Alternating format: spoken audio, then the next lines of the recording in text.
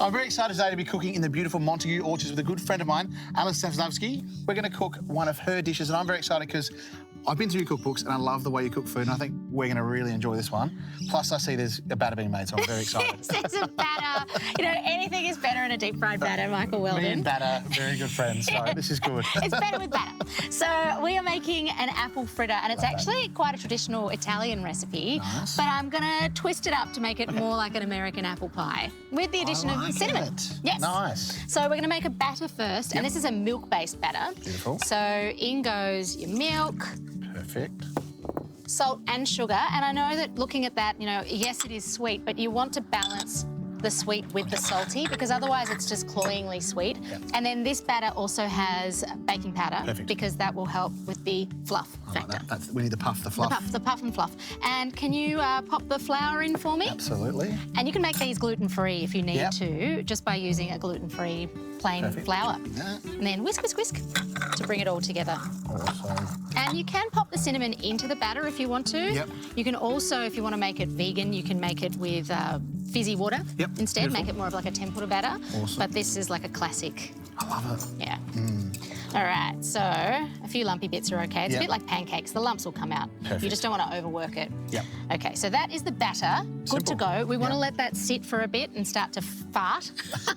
I like that. So we'll leave that to get farty. And meanwhile, I'm going to get you to peel some of these gorgeous Ambrosia apples. I love these apples. One Texture. of my favourite. The texture and the Yeah. honey aroma on these apples is what makes these something Yeah. I'm really looking forward to every time that Ambrosia season comes round. It is a good season. Yes. Now, as you peel these apples, you might be thinking, will they start to discolour?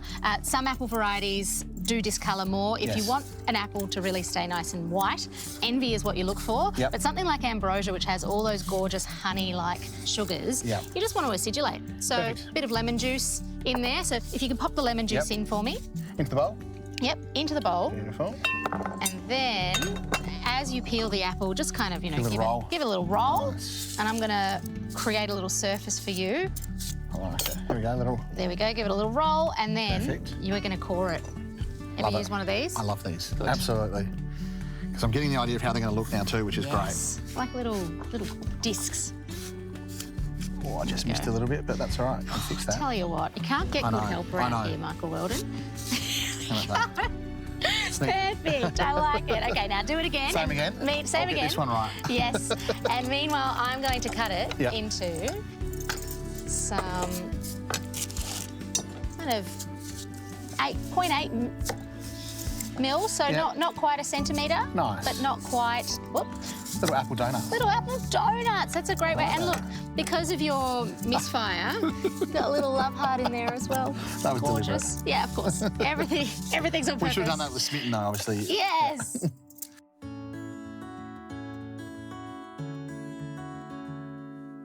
Beautiful. And because these are an autumn apple, something like this, which is, you know, the cinnamon of autumn, so March to Yes. September, you'll find these Ambrosia at the shops. Love that. Now, there we go. They're your little slices. All right, Keep try going, and get keep this one right, going. Alice. Let's see how I go. Okay, I believe in you. Right down the middle, it's, you know.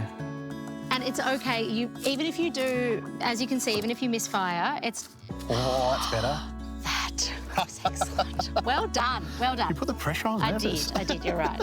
So you kind of, if you are doing this with the kids, it's a Yeah. really fun recipe to do with the kids, but Yes. maybe you do the sharp bits here. And it's a little bit damp out here today too. It so is. It's not the perfect conditions for slicing on a board, but Everything is. we're getting through it and we're enjoying it. We are. Okay, so Perfect. in that goes Little- slip and slide, Little mix around. slip and slide.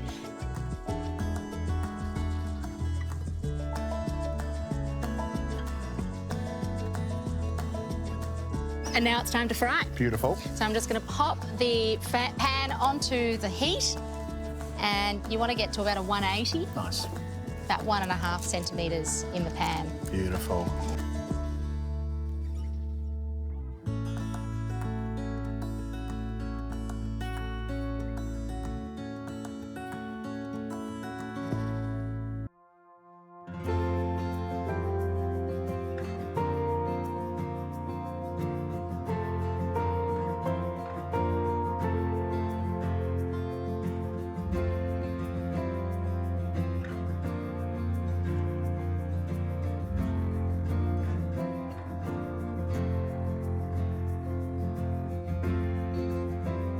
And now it's time to fry. Beautiful. So I'm just going to pop the pan onto the heat, and you want to get to about a 180. Nice.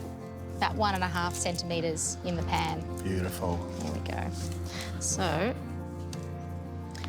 I like this. It's like it's a nice thick batter, so you're going to get a really good crunch and then a fluff underneath. yeah, and you're right, it is donutty. Yeah, it's just good. It is, and because it's not a yeasted batter, you don't have to muck about. No, you're not spending a long time waiting for it to start bubbling. Exactly. Okay.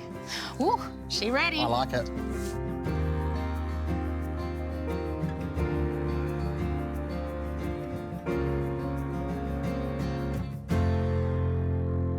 I can see this as a little perfect little autumn, Sunday night dinner or Sunday night dessert for the kids. Get them excited, get them peeling the apples. Yeah. It's a really fun one. Or even a wintertime breakfast. Yeah, nice. Because breakfast in your house are pretty good, Alice. I've got that's to my say, kind of breakfast. it's true. Well, because it's a little bit like a pancake. It's a pancake batter and it's got apple in the middle. And if you are worried that you don't have one of these little slicing tools, or then you can make little apple fritters like this, but chop the apple up into little cubes. Yeah, beautiful. Yeah. And mix it through the batter. Mix it through the batter. Yeah, nice. So I can see this being a great winter dish, like winter dessert, really quick and easy to get the kids involved. Yeah, all the way through from March to September, you're going to find these Ambrosia apples at the shops, and they really are something really worth seeking out. Yeah. And these will cook away, and you can tell when they're ready to flip because they're golden on one side, and then you flip them over to the other. That's easy. Good to go. It's a great recipe. Fritter away some time.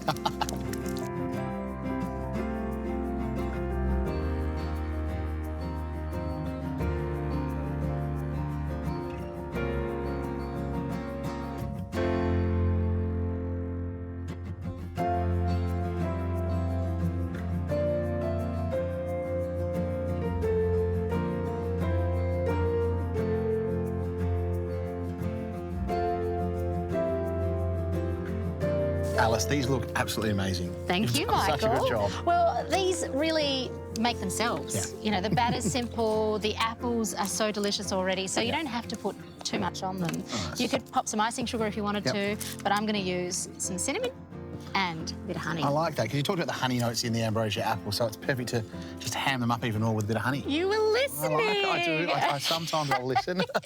Now, these are so hot, so be careful. Yeah. When you try them, they're sort of still got a bit of bite on the inside, but they're warmed. They're perfect for that kind of March, September season, which is exactly when Ambrosia will be at the shops. I'd be saying there's a little bit of vanilla ice cream on the side. Would that be all right? Great idea. That'd be my little trick, but that looks amazing. Done. I love that. Alice, you're a superstar. Alice, these are fantastic. I love what you do with the recipes. They're just so yum. Thank you for coming on the show and teach us a little bit more about what happens with Montague apples. You're most welcome.